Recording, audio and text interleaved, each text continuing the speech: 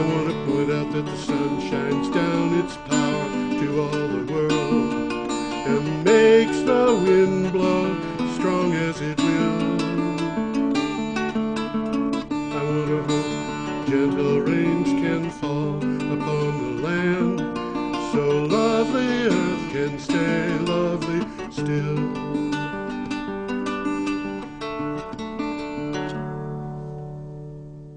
Hello, ladies and gentlemen. This is Energy Week with George Harvey and Tom Finnell.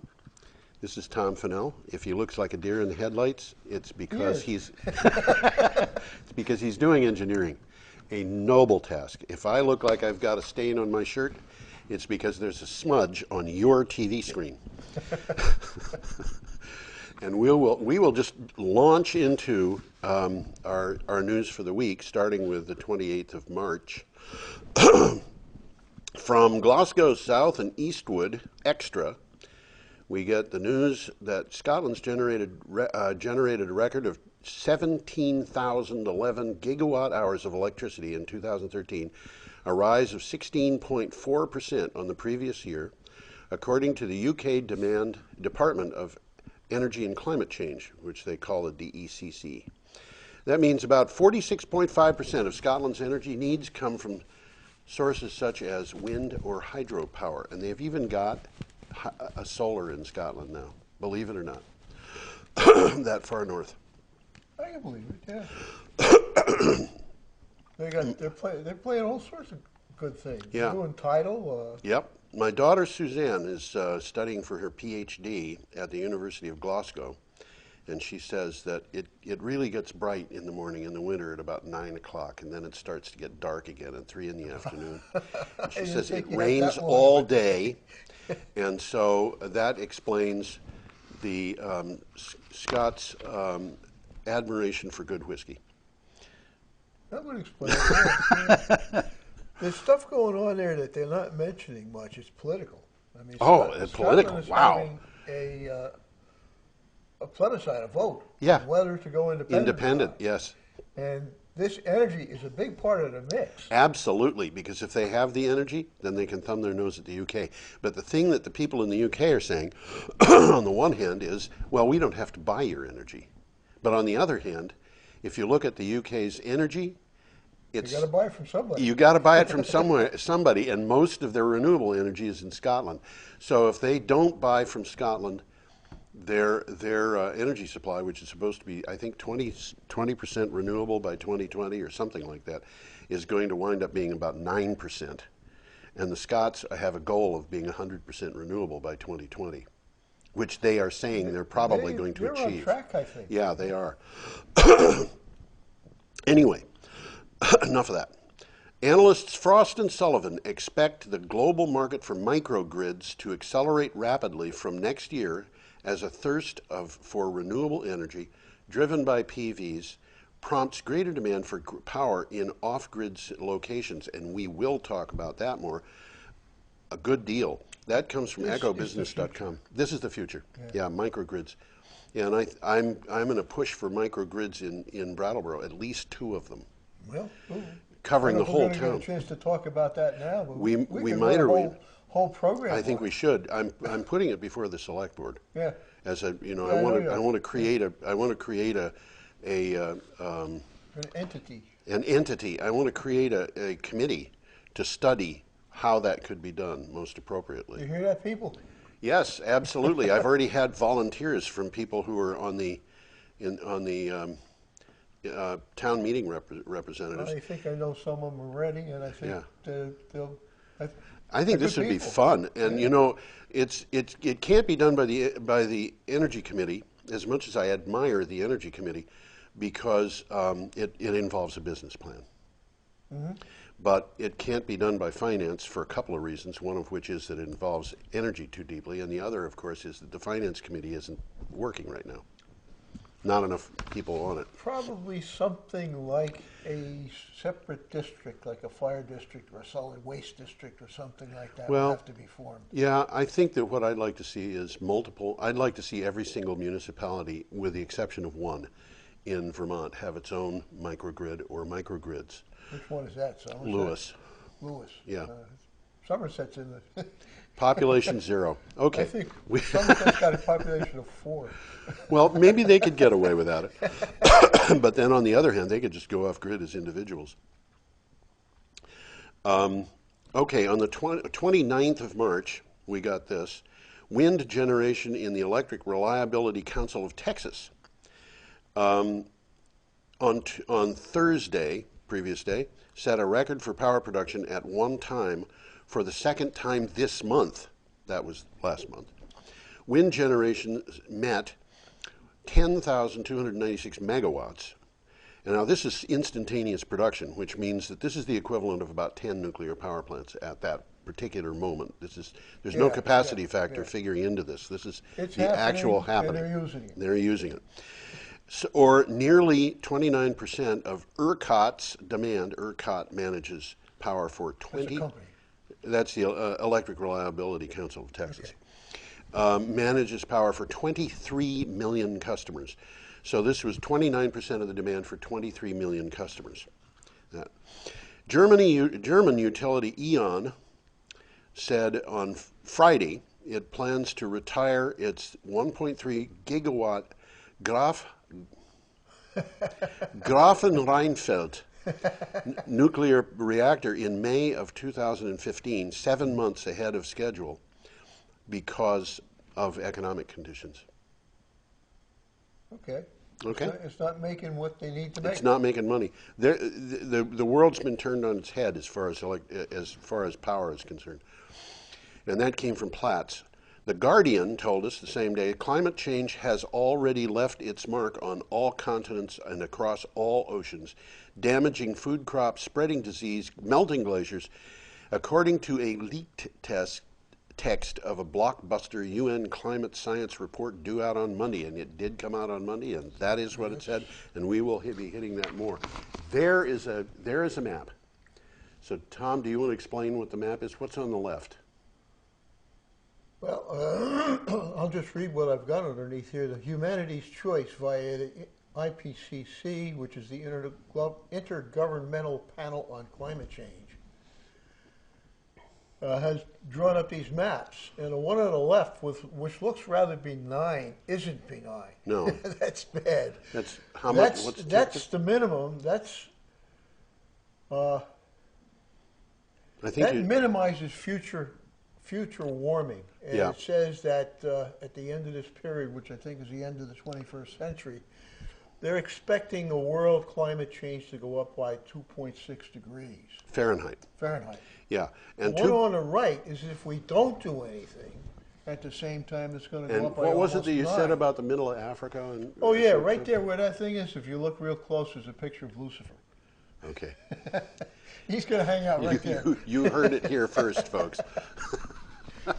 I can't get it big enough so you can see it on your screen. Now, I can tell you, I tell this to everybody over and over and over again.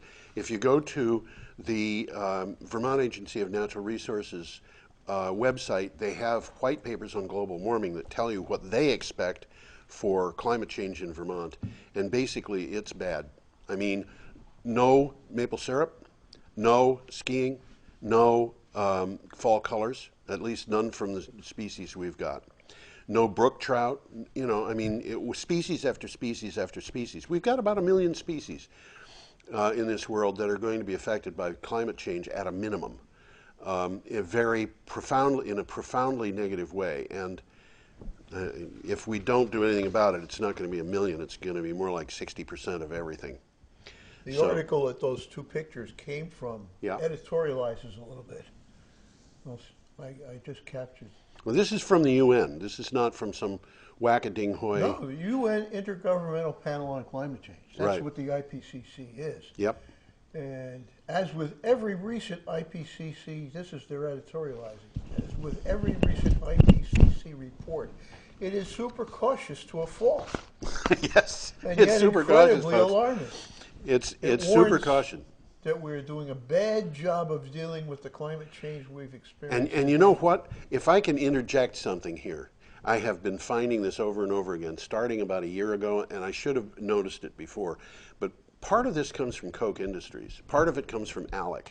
the opposition They're to joined doing at the things hip. about what? They're joined at the hip. Yeah, they are trying to prevent change. But every single renewable energy resource has got some special interest group that is aiming at preventing that resource from operating. And honestly, looking at those groups, I've come to the conclusion that they are, in fact, first of all, not scientific. They don't back things with facts. Second, they don't give solutions. They only give complaints. Yeah. So I saw one yesterday that was complaining about biomass. They don't care about what it is, how it's done, what the result is. They It's just just bad. they just want to say biomass is bad. I think they would rather have methane coming out of the landfills than having it burned in a biomass plant to produce electricity and let CO2 go into the atmosphere instead of methane, which is 20 to 40 times as bad. Opposition to wind, same kind of thing. I think these are hate organizations. I really have come to that conclusion. They are operating on people's fears, and they are projecting hate. This is not way good. of looking at it. Not good.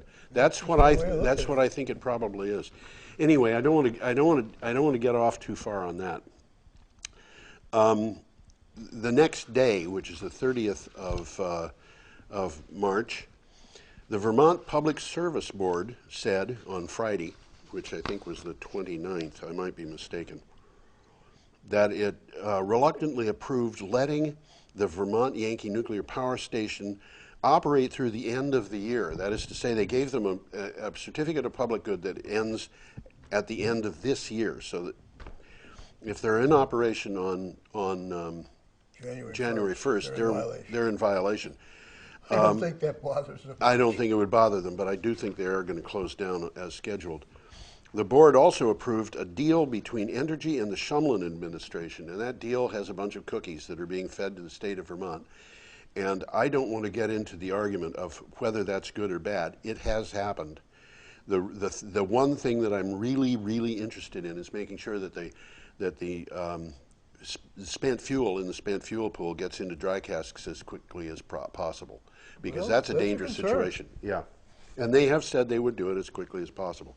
That, by the way, came from the Barry Montpelier Times Argus, which is an organization that I go to a lot. On the same day, the 8-megawatt cogeneration plant at the Marine Corps, I love this one, at base at 29 Palms, which, Tom, you said was the size of Rhode Island? Yep. My gosh.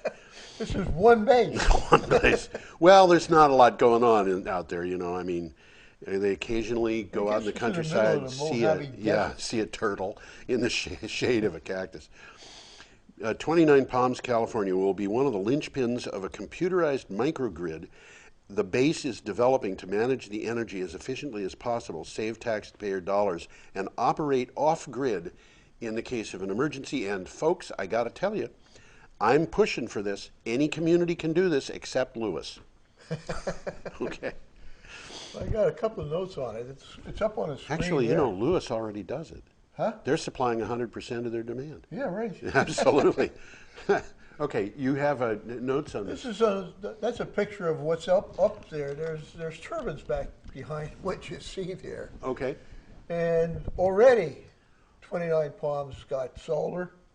They've got wind. They've got turbines. They've got a couple of turbines. They're just expanding all of this. Yeah. And they're trying to put it all together in Yeah. a connected network. Yeah. One of the things I noticed is the parking areas are all covered with solar panels.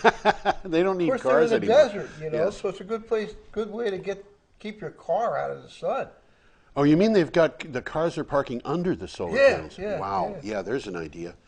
As a matter of fact, last year at SolarFest, I came across a company that actually makes the mounts that you can use for that purpose at your own home. You know, you can put your own solar mounts all over your own If you're driveway. in Vermont, that's helpful, but if you're in the Mojave Desert, that's mandatory. Well, yeah, and you'd think they'd just take over the desert because, I mean, it's cheaper to mount these things close to the ground, but they're interested in keeping their cars cool, as you said. Yeah, I have no doubt of it.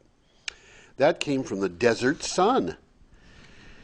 Signs are increasingly pointed to the formation of an El Nino in the next few months, possibly a very strong one.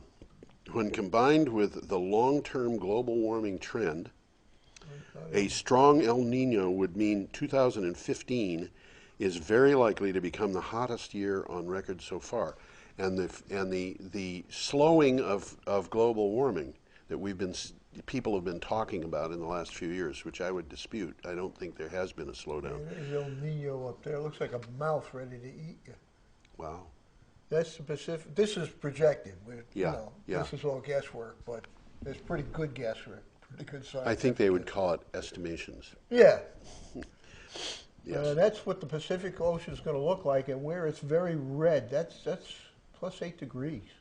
8 centigrade. degrees, and that 8 degrees is enough to just completely change the weather patterns for the whole world, from there to Africa and back, and it changes the weather patterns in North America and South America. You know, it'd be interesting. One of the things that happened not very many years ago was that for the first time there was a hurricane in the South Atlantic. It hit Brazil. It was the only hurricane on record that hit Brazil.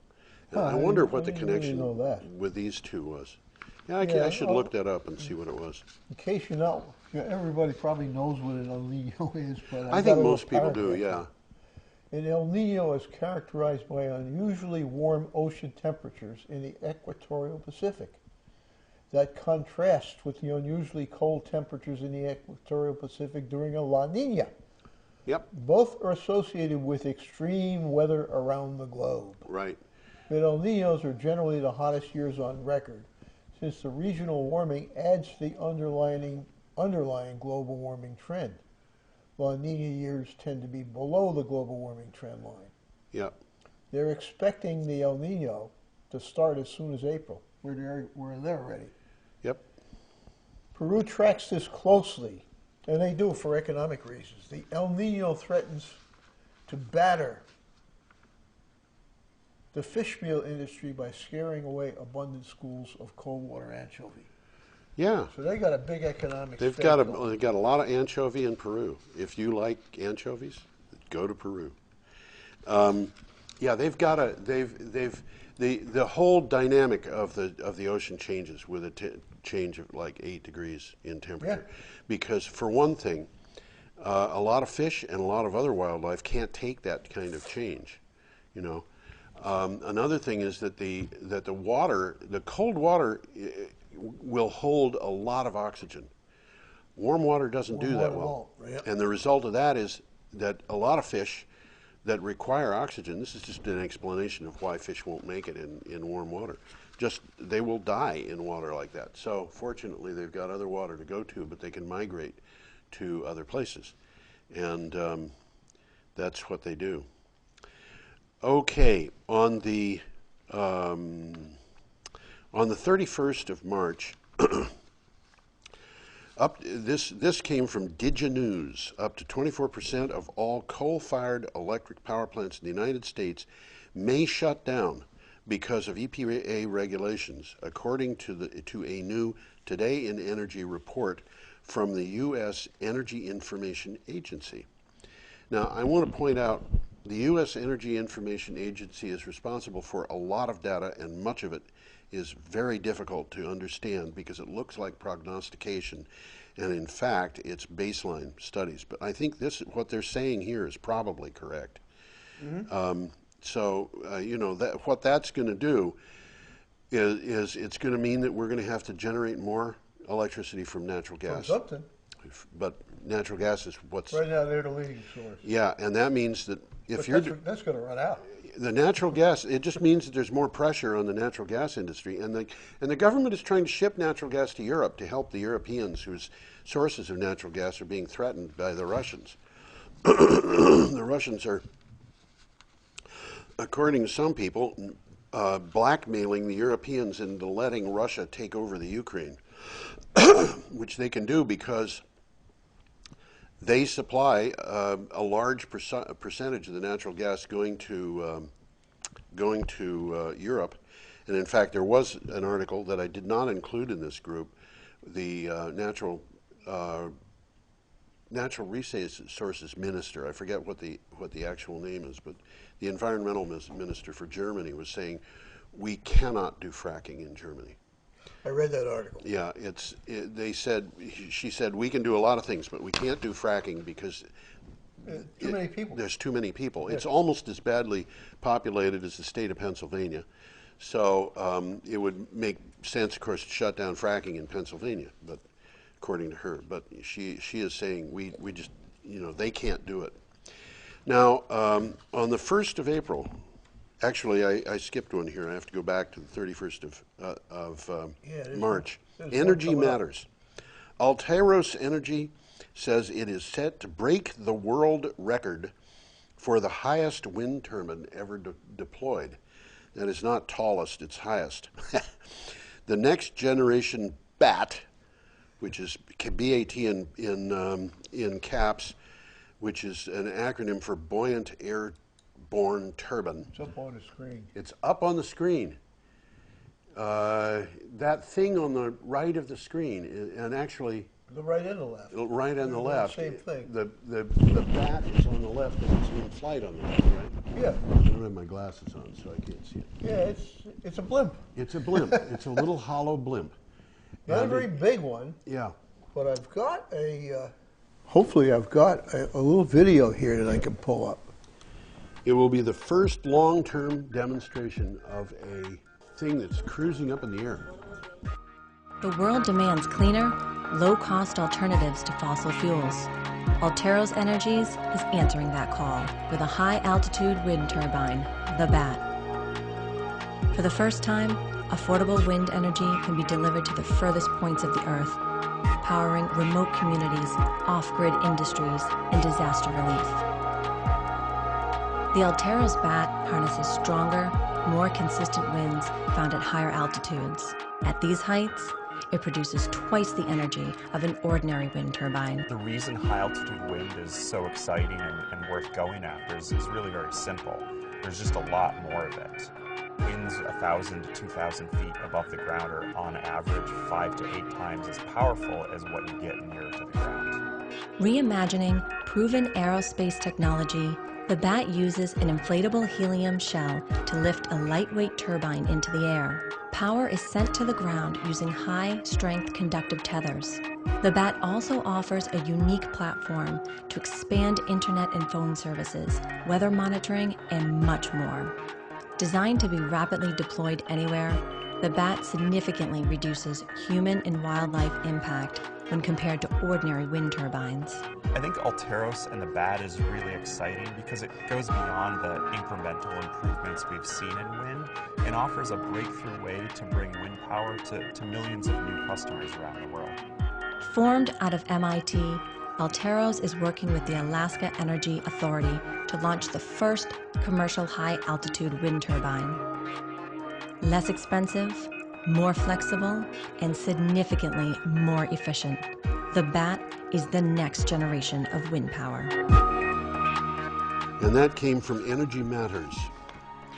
On the 1st of April, Governor Shumlin signed the bill that we just talked about for net metering that almost quadruples the amount of power that utilities can buy, are mandated to buy from renewable energy projects that come online, raising the amount to 15% of the peak load. And 15% of the peak load is a lot, because the peak load is very big compared to the average load.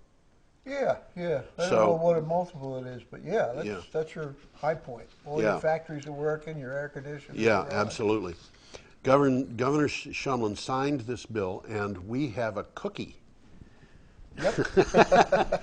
We have a prize in Windham County, and I really don't know to the extent of this, but I do know that at least the landfill, the Windham area landfill, is going to be allowed to have a bigger array than would normally be put on as a maximum size. Well, that's it in a nutshell. Yeah, this was something that Senator Galbraith sneaked in at the last minute, I think. Yeah, I'm good for him. Yes, good for him. He snuck it in there, and it's a goodie. Yeah. And the Windham Solid Waste Management District, which is not the town of Brattleboro, it's basically a separate municipality almost. Well, that's owned by 19 or so towns in the area. Yeah.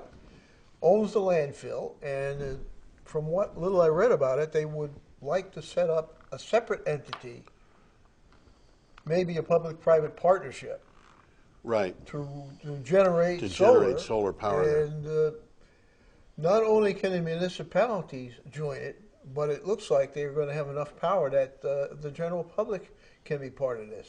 Isn't that nice? Now, I'm going to look into this a little bit more and get myself. I think that's really, yeah. If you could do that, you really could give a report informed about it.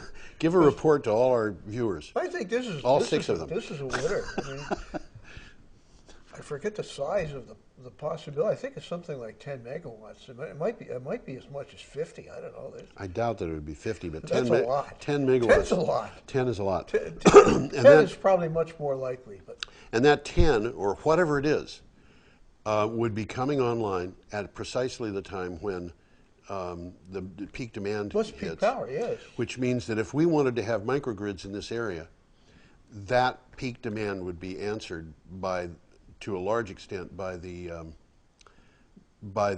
solar array and other solar arrays, because there are certainly others in the area. And we could have a smaller amount of power answering our power needs.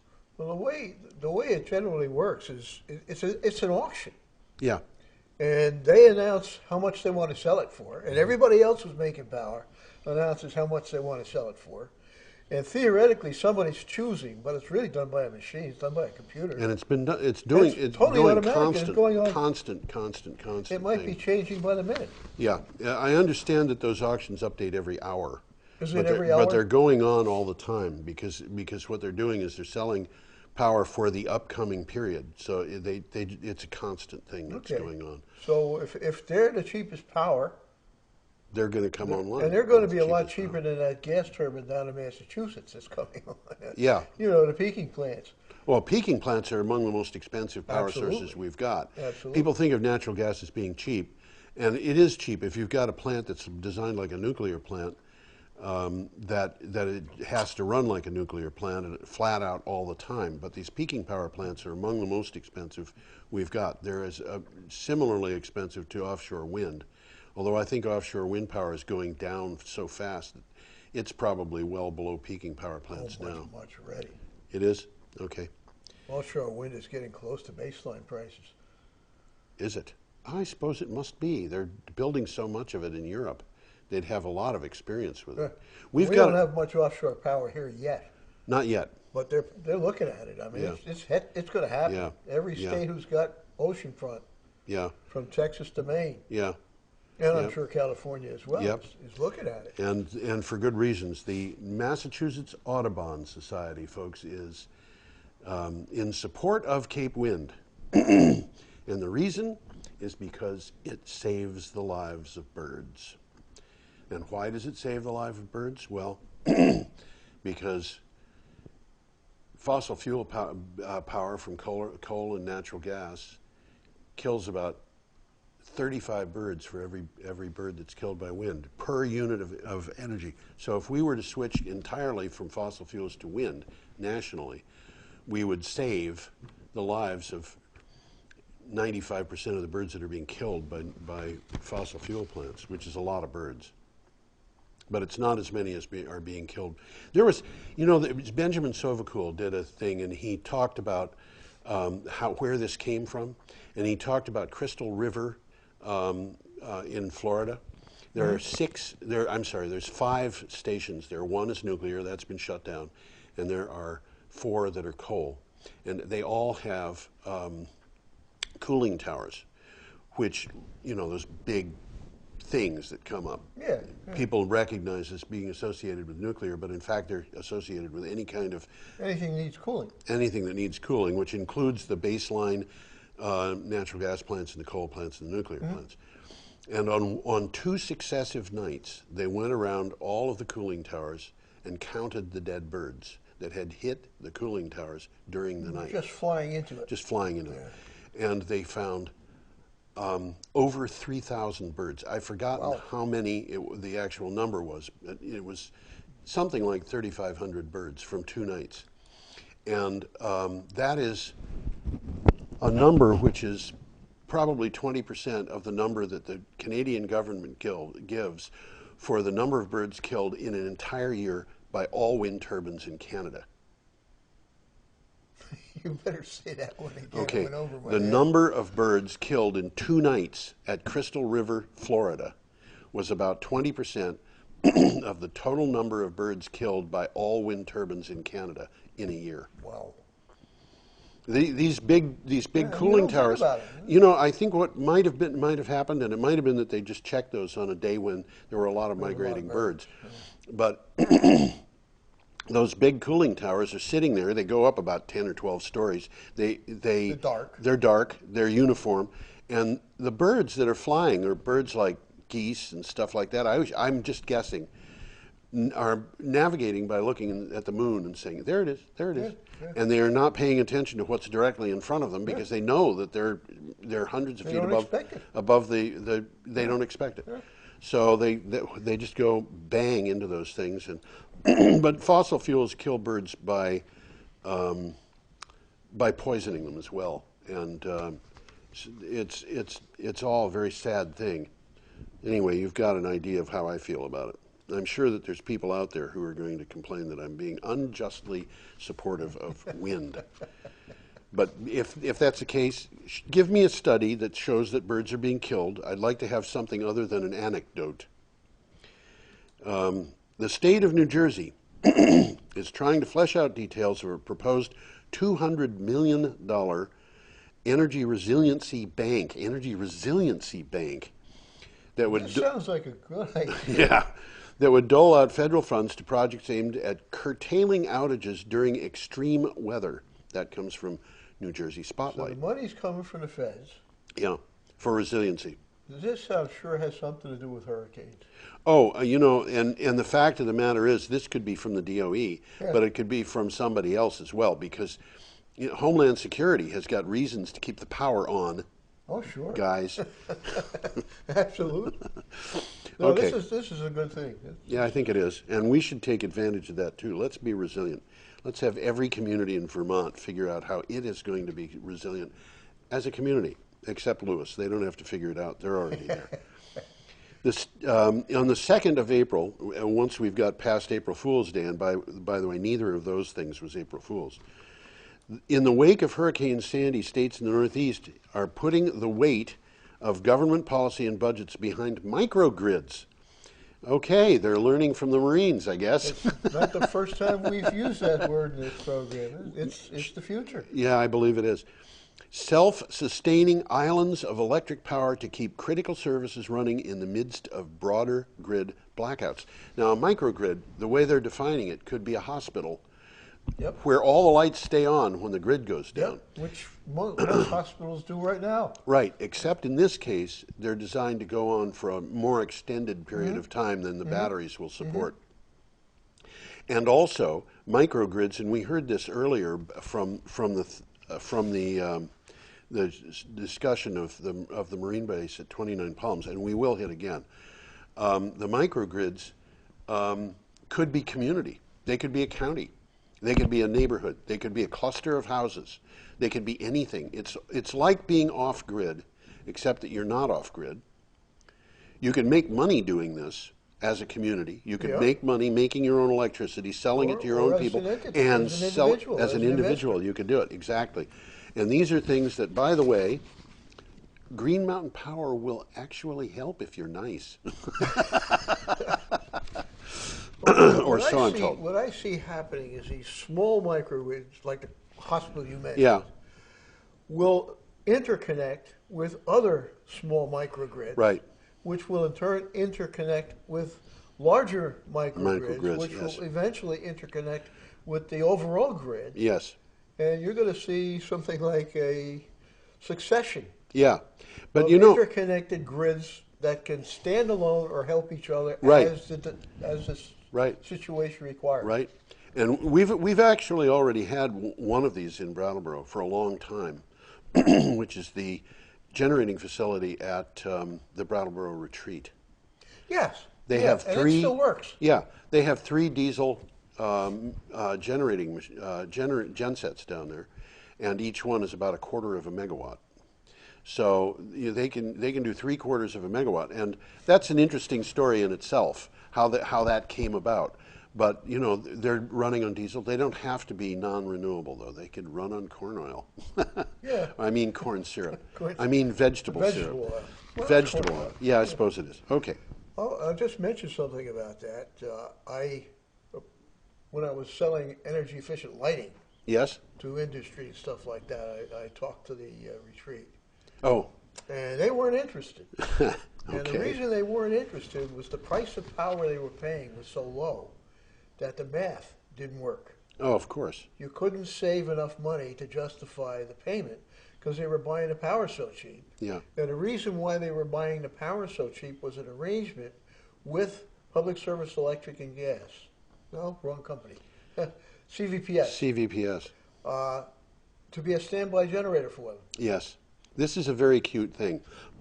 Previously, they had been after CVPS to reduce their power prices because they were buying so much power, and they thought it was unfair that they would buy as a large user at the same rate as a household. Well, I can see why they might think that. But CVPS was unwilling to change their prices. So they went to CVPS one year and they said, if you don't give us a better price, we're going to be generating our own power and we're going to tell you to go away. And CVPS said, right. And the next year, CVPS noticed that they weren't selling power to that organization anymore. Isn't that interesting? And I didn't hear that side. Yeah, this is what I got from a lecture that was given by the guy who was running the arrangement over there. And he said, they came and they said, we need you back. And the people at the Brattleboro Retreat and CVPS made a deal. And the deal was the Brattleboro Retreat was able to generate its own power at 7.9 cents per kilowatt hour. CVPS agreed to sell them power at 6.9 cents per kilowatt hour. Okay. I'm sorry. They could generate it at 6.9. CVPS agreed to sell it to them at 7.9. Okay. Which doesn't sound like a reason to take CVPS's offer until you realize you get to the point that your 1/4 megawatt generator is not able to do enough. You've got a choice of buying a little bit of power from CVPS or starting up another generator. Mm-hmm. So it can be cheaper to buy that power, even though the averages don't sound like they work out.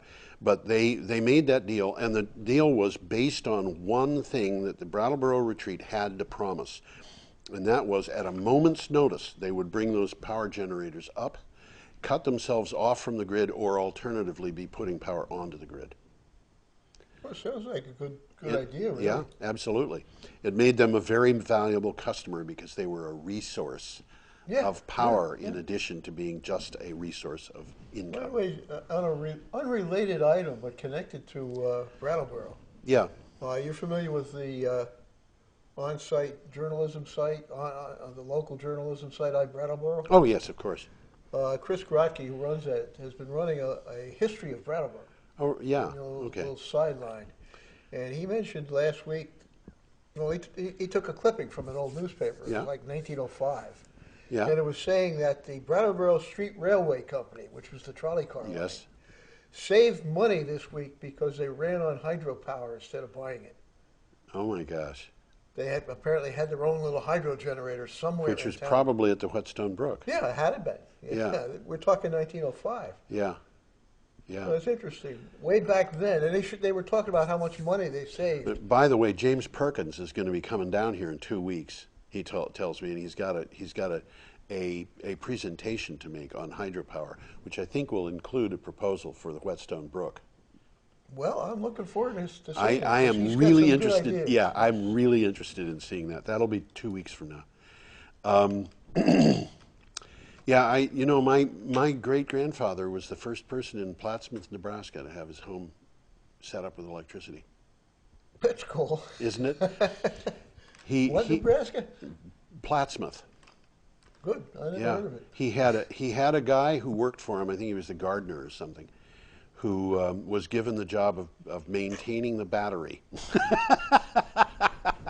I'm not kidding. If you think that's a good one, try this out for size. My great-grandfather was the first person in Plattsmouth, Nebraska to have a telephone. Okay, by 17 years. It was 17 years before the second person came up with a telephone. Now, figure out where that goes. Who did he talk to? There was only 18 people in the town. No, it was bigger than that. Anyway, I'm told that there were three phone calls in 17 years, one to St. Louis and two to New York. Let's see now, I've got off track here. We were talking about... You're on 4.2. I'm on 4.2. That was the one about microgrids. Yep. And now we're to Northern Ireland's biggest power generator plans to build a huge battery facility that can store energy produced by wind farms. AES, owner of Kilroot and Ballyumford power stations, plans to build the 100 megawatt facility at Kilroot. 100 megawatt battery. Oh my gosh. I wouldn't be able to fit that into my flashlight. You know? I don't think so. That's a big battery. A huge battery facility, they described it. Yeah. It is. That's got to be big. I did see a picture of that. I didn't take it down because it wasn't all that interesting. I'd be really interested in knowing what the technology is. Yeah. I actually didn't read this article. I suppose it might be in the article. It came from BBC News. My bet is that it's lead acid, because lead acid is still fairly cheap compared to other resources. And by the way, I've been writing an article for Green Energy Times on Ray batteries in Connecticut. Uh-huh. They have batteries that they will sell you for a home system, off-grid system or whatnot, mm-hmm. that have plates that are over 1/4 of an inch thick.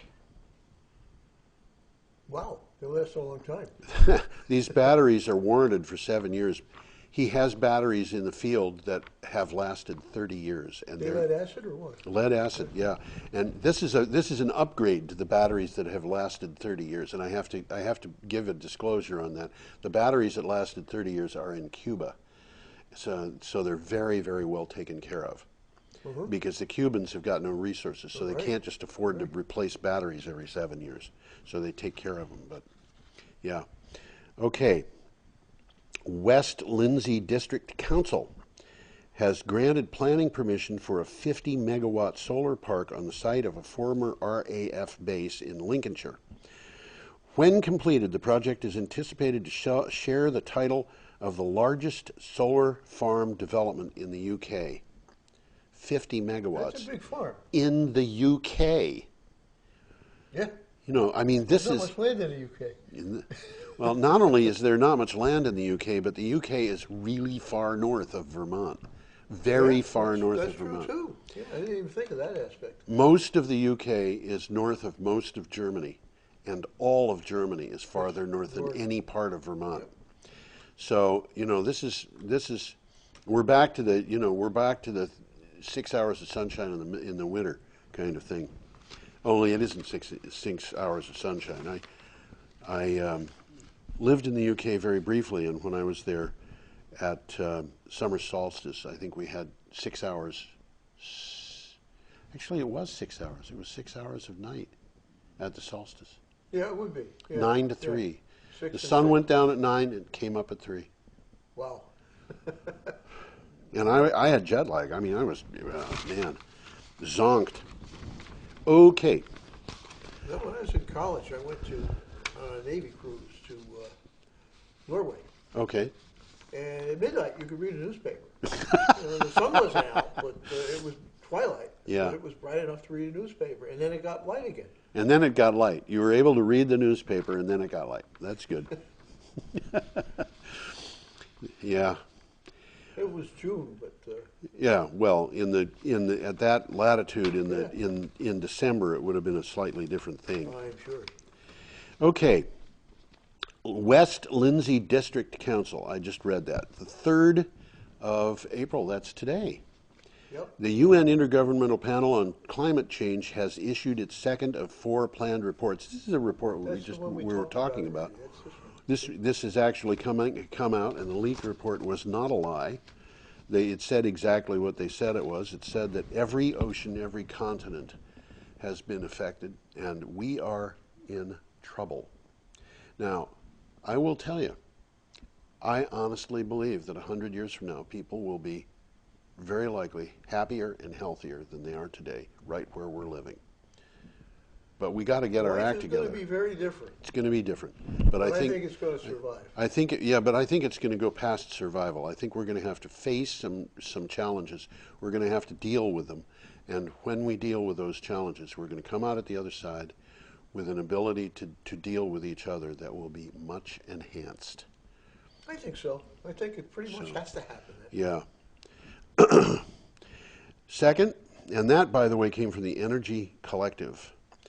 This from Clean Technica, American-made wind power has long enjoyed popular support across the country. Now there's evidence to suggest that the more wind power there is in a state, the more the people like it. I did a very brief story for Green Energy Times that was about a town in Kansas called Greensburg. Did I mention this last time? They have a wind farm. Yeah, you did. Of 10 turbines 3 miles out of town. Yeah. Those people love wind. Nobody has complained about it. Everybody in town is within 1.5 miles of at least 14 turbines. I mean, they're all over the place. Yeah. And they love it. They say they're very proud of this. Greensburg, Kansas is 100% wind 100% of the time. And they do that by having lots of turbines in different places. But, yeah, the thing about intermittent power, Tom, intermittent power is intermittent when you've got one wind turbine. Okay. Okay, the wind is intermittent when you've got one turbine. There's a magic thing that you can apply to that situation that gives you power 100% of the time. And it's something that has already been known, and that's called a transmission line. Duh. Duh. Yeah. Wow. There is a wind farm in Nebraska, I think, or Kansas. It's one of those two states. I think it's in Nebraska, that is supplying power to a utility in Alabama. And this is a lot of power these people are supplying to this utility in Alabama. Are they directly connected, or is it a bookkeeping thing? I think they're second cousins. And I think they're actually, I don't know that it's direct. My guess is that it's probably going from one grid to the next, and that grid is going to the next. Thing. I think it's more a bookkeeping thing. But this just was announced within the last month. Some outfit in Wyoming is building a huge wind farm. Yes. To feed into Southern California. Yes. And they're actually running a transmission line. That's right. They are, and this is huge. Yeah. This is really, really big. And they will save California, they say, $1 billion a year in electric bills. Hey, nothing to sneeze at. It's more than I could spend in an entire week. For them to be able to justify, an 800-mile long transmission line, 1,000-mile long, the economics has to be there. Yeah, they're going from Wyoming to Southern California. Yeah. This is not the shortest route to California. This is a route to Southern California. And they do have the advantage that they're going through a lot of land that has very low value. Mm-hmm. But the wind farm in Wyoming is going to be gigantic. And personally, I think it'll probably do almost no environmental damage compared to fracking. And the final thing that we have on today in the news, this came in today, and you didn't get it. You would have if you saw today's news. But in the weekly thing that I sent yesterday, it's not there. Rates from the Hawaii Electric Light Company are consistently above 37 cents per kilowatt hour. Yeah, I did read that, but I didn't have any pictures to Yeah, I can understand that. Despite nearly half the power coming from renewables. The reason why this is so expensive is because it's based on oil being brought in to the islands, or coal to Hawaii. They don't have oil, they don't have coal. They've got to import all their power sources. The renewable stuff, the fuel is free, and it's on Hawaii. So these people are very upset about the fact that they're not getting lower costs for their power. Nevertheless, Parker Ranch, and Parker Ranch is a cattle ranch which is run as a charitable trust. Oh yeah, I don't know how that, but it wasn't very meaningful. Yeah, it wouldn't have been. It was created. It has created a subsidiary. This is a subsidiary of a ranch, which is selling power through a microgrid. It's using power on the ranch, and it's also selling it to neighbors as a microgrid. Here again, we're talking about a microgrid. This ranch is huge, and they have decided that it would be cheaper to generate their own power from their own renewable resources, and then whatever they don't, in excess they've got, they're going to put into to give to their neighbors. They're probably going to be grid tied. It would make sense to have it grid tied so they can sell to the grid. But if they can't do it, that's fine. They don't have to sell it to the grid. They can, if they have excess power, they can use it to boil water or generate hydrogen or something. Something like that. There's ways to save it now. There are ways to save it, and as a matter of fact, on Hawaii, they might be able to put up pumped storage. Well, there's mountains. Yeah. Okay. Now, we have got a little bit of time left. What do you got to show us? I got a couple of pictures here. I'll pull this one up. Oh, yes, I love this one. This is that 8-megawatt turbine. That's the nacelle. That's the main power generator. Yeah. That goes way the heck up on that pole. Way the heck. And if you're looking, there's a little guy right down here. That is not Wee Folk guy, by the way. That is absolutely. He's about 6 feet tall or something close. Something close to that. So this thing here is about as big as some of those log trucks that go down to Sasamos. Yeah. And you had said earlier you thought that the shape of it might have been dictated by the largest object you could put on a road. That the size of this has been determined by what they can reasonably get over the highway. Yeah. So although, you know what? These things they're manufactured in Denmark. These are mostly offshore, so they can float them out to sea. They can float them out to sea. That thing could leave Denmark, and where it's manufactured, and never go on land again. Mm-hmm.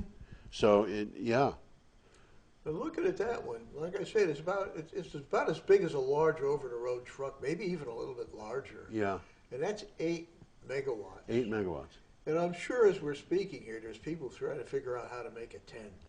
Oh, are you kidding? They're probably trying to figure out how to make it 20. But there's got to be a limit.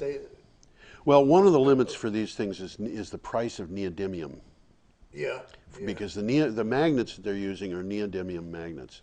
So they're stronger magnets using an exotic earth. Right, and if for folks who have not had any connection with neodymium, you do hear about neodymium magnets from time to time. Neodymium is not something that the fact of the matter is you've got these elements around, but it's very Nobody knew what to do with them. Yeah, they were called rare earths, and nobody really understood what they were at all until the second half of the 19th century. And then they started to separate them, and they figured out that there was more than one element involved in this, and I've forgotten how many there are, but there's a bunch of them: dysprosium and neodymium and protactinium and gadolinium and europium. Unobtainium. Huh? Unobtainium. Unobtainium. That's one of them also. I used to work in the chemical industry, and I worked with a lot of gadolinium, and most people I've known who are chemists had never seen a gadolinium compound. I'm one of them. These are special things. They're very unusual. What else have you got? Well, we were talking about that blimp before. Yeah. And there's another blimp. Oh, yes. The autonomous solar-assisted airship. Which is on the right-hand side of the screen. It's kind of a floating satellite. Yeah. And these things, you can get a camera on one of those things that will give you a much better resolution than something that's in high orbit. These things are actually in the atmosphere. Right now. They're real. Yeah. Uh-huh. And they're like 12 miles up. So they can probably do photographs of things like license plate Well, I numbers bet if you they they can. felt What they're like it. talking about here is border and maritime surveillance, boosting mobile network capacity, extending internet coverage, and enhancing GPS. Right. And it's able to maintain a stationary position. This isn't tethered. Yeah. It's just up there, controlled electronically. And the stuff that you see that looks like windows on that, Those solar panels. those are solar panels, and that's what powers it. Yeah, So it it's says got here, the craft will consume a substantial amount of power in order to stay in a stationary position in an environment where the winds reach around 90 kilometers an hour. Wow. I'm surprised they're that low, to tell you the truth. Its creators state it will be able to undertake missions a year in duration with an average service lifespan of about 5 years. Interesting. Now, this is also an interesting statement. While the potential for atmospheric autonomous satellites is exciting, it also raises some concerns about privacy. Yes. These vehicles will be able to take higher resolution images than traditional satellites. Yes. And they can read license plates. Yes, and they can, yeah. They could, I mean, we're talking 12 miles. An ordinary camera is not going to be able to identify the face of a person, but I love Big Brother. the equipment of that type, I would think, could be problematical. This is an interesting. Another reason not to go swimming nude in your swimming pool, or to go swimming nude in your swimming pool, depending upon your attitude. And your body. There's another interesting couple of pictures here. Not mine.